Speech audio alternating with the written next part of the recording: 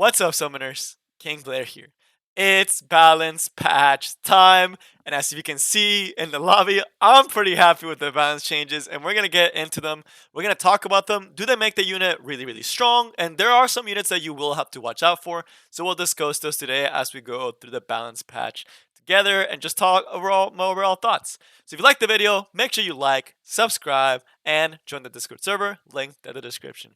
And if you're hype for any of the characters I got buffed today, comment down below which one you're most hyped for. For me, it's gonna be Specimen Says because he's looking really, really spicy, and I will definitely do a showcase. So make sure you are subbed for that when he does get his buff. I'll have him nice and spicy for you guys. He's already fully awakened and everything too.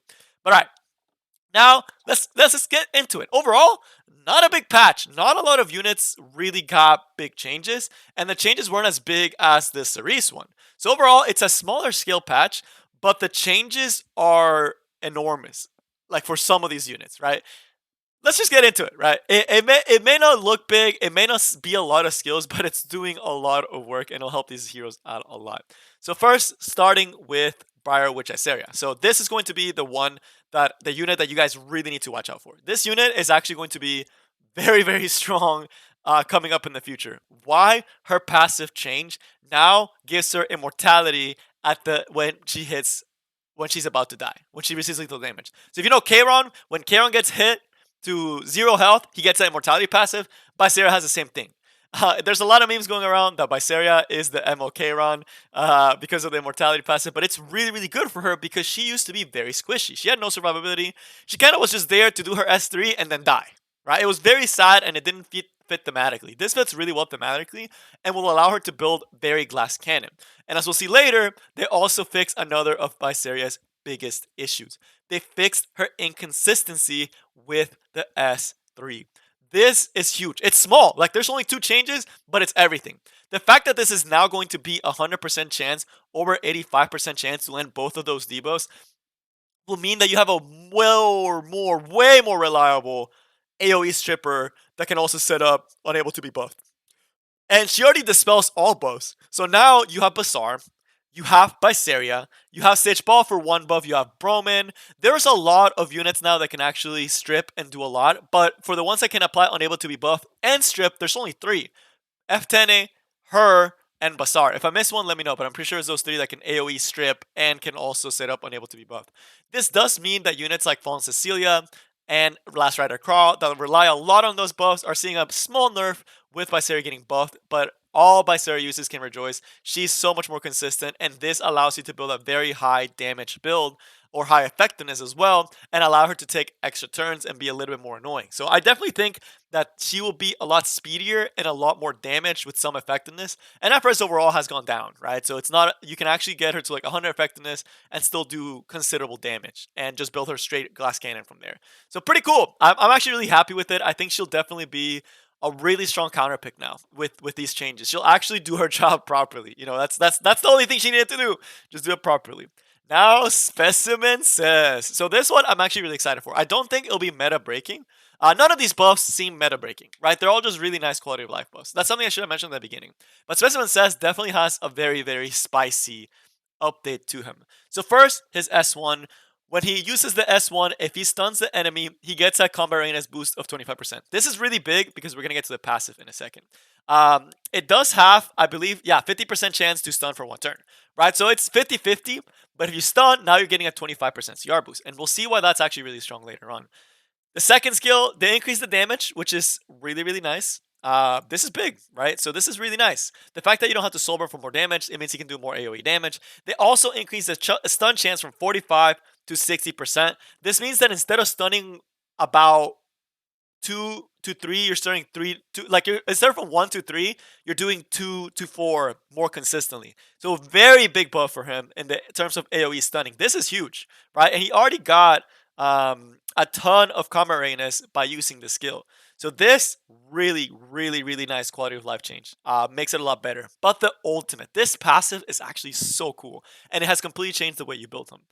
So biggest thing is going to be that when this skill is available, so not on cooldown, when an ally is attacked, has a 20% chance to counterattack. They gave him Elder Sword. They gave Specimen Says Elra Sword. And his S1 is the skill that can stun for 1 turn, which means that if they attack your allies, if they're not focusing Specimen Cess down, and Specimen Cess is counter-attacking, and he's stunning. He's getting that 25% combat readiness boosting, and he's setting up into this S3 that can kill an opponent and reset. So now what I think is going to be very interesting is going to be if you give him a counter set build, if they're not trying to focus him down, they can get countered a lot, and he gets so much CR pushing from his skills that now it's like very, very dangerous if it's a counter set Specimen Cess. The other thing is if you manage to somehow get him like put more annoying units or provoke units down, like F10A, right? If you guys know, F10A can set up an AoE provoke, or even units like Cecilia. Then they're attacking everyone that is not Cess, so you'll be able to counter when they're not attacking him, stun, and then follow up and just kill the unit outright. So very, very, very fun change. It'll make Specimen Cess so fun. It looks extremely fun now to play around with him, and it will make him a bruiser. So he's actually going to be a bruiser now, which is really weird to think about. He's actually going to be a bruiser, which is great, which is weird because his defense is pretty low, but he has really good HP, right? So you can make it work with some flat defense substats. So very, very excited. One of the cooler buffs. Then there's my boy Cowrick. This one also is pretty big. It's not perfect, but it'll definitely make him considerably better. So the first one, oh man, this one's huge. Dispels two buffs. This is huge because he used to have a problem with his S2. So S2 strips 2 buffs and then decreases skill cooldown. The problem with this was that Fallen Cecilia applies a barrier. So you would have a barrier and immunity. You had a 50-50 that you weren't going to strip the right buff. But now, since he can strip 2 buffs, it is a lot more consistent. And you can soul burn this to ignore FRES, right? So you can actually remove this to ignore FRES, right? So very, very nice S2, right? So this is huge change already, right? This is really, really nice for him. The second one that actually, oh man, he really needed this, but it's kind of weird where they put it. So an AoE silence that also gives him stealth. He always struggled with survivability, and stealth is finally something to help him survive. Something to not make him be a sitting duck. What's interesting now is if you're able to open with a fast Cowrick, like we're talking like 250 to 270 speed, and you set up this S3, you get the stealth, you get the silence. Most units don't have a way to deal with that, right? So there'll be silence. You'll be able to cycle through and then set up into the S2 and get that speed buff and get all that good stuff. There's still some disconnect with his kit because he wants to open with his S2, but he kind of has to open with the S3 if he doesn't just want to get deleted, right? So it's kind of weird how he kind of wants to open with S3 and S2. So it'll maybe be depending on team matchup or how you build them or for what scenarios you build them. The other thing is they remove the penetrate defense by 30%, requiring speed buff.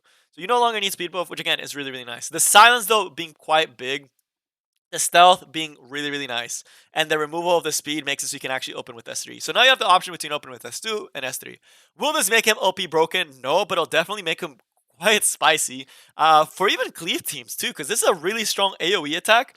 If you strip with the Faithless Lidica, and then you come in with the Cowrick, you pop this skill 3, they can't kill the Cowrick for the next turn, they're all silenced, and you follow up with a nice little S2, GG, no re, and he's a mage, he can carry book. It's all perfect. It's all great, right? So very, very spicy. I think he's definitely gonna get C play now. So he's actually a solid unit now. So I'm pretty happy with it. I don't think it'll be game breaking, but definitely will make him a lot better, right? You can use him in cleave. You can use him as an opener, or if you have a Fallen Cecilia, even as a stealth unit that can do a lot of damage over time. Because his damage ratios are ridiculous. He has so much freaking damage in his kit. So definitely really, really nice that they gave him this stealth to at least be able to do his job properly. Now, Haste. This one's so sad, I almost don't want to talk about it. Haste finally got buffed, but it was not the buff we were looking for. They basically made him a golem unit, essentially. So, steal some buff if the target's an elemental hero. The only time this really matters, this is his S1, I believe. The only time this really matters is if you're going against golem, and you can still attack buff. Against Charles, maybe. Against some Alencius. Landy, if they don't have Guiding Light, which is like never, right? So it's like kind of stinks in that aspect, right? So it kind of stings, but it is like that, you know. It is rough, right? They made the S2 heal more, so that's nice. I mean, I don't know where else you're using besides Golem. And then the S3, They made it a lot more consistent to land the bleeding effects, which is nice. This is really, really nice quality of life change. And detonating effects on earth element targets at the end of the turn. So again, it's the earth restriction. It makes it so specific that it just literally makes him a PvE unit. Haste is a PvE unit. So it's fine, it's okay. Haste is going to be a strictly PvE unit. He has almost no use outside of PvE.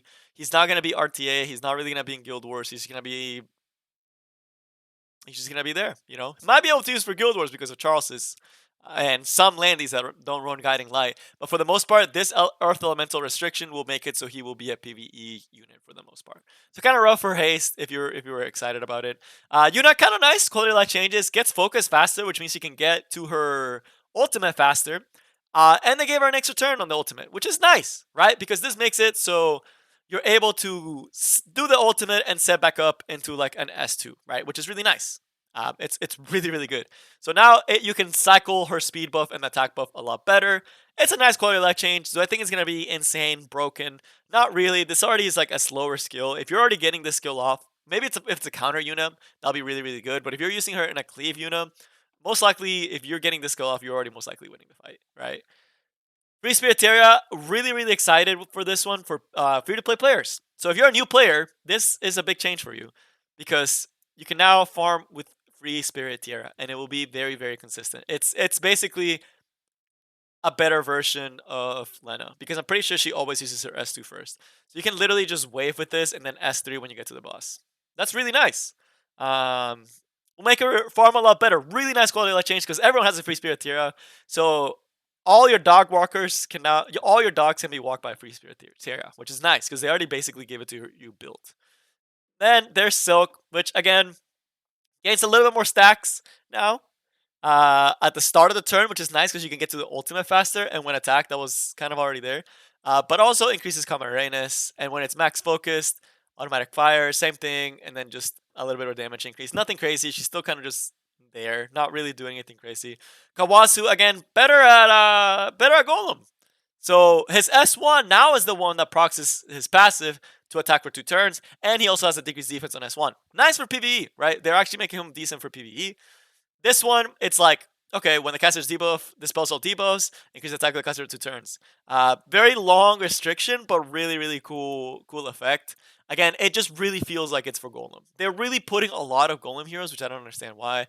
Captain Icarus, kind of nice, applies Restrict. If you guys don't know what Restrict does, it's the same thing that Cerise does. It stops the opponent from getting CR pushing. Kind of odd, because Rooker's isn't necessarily like really fast, so I don't know what they're planning to do there with him. And then the Flower Shower, I mean, it's high. It's just an effectiveness increase, and you get attack when an enemy is defeated, which is it's okay.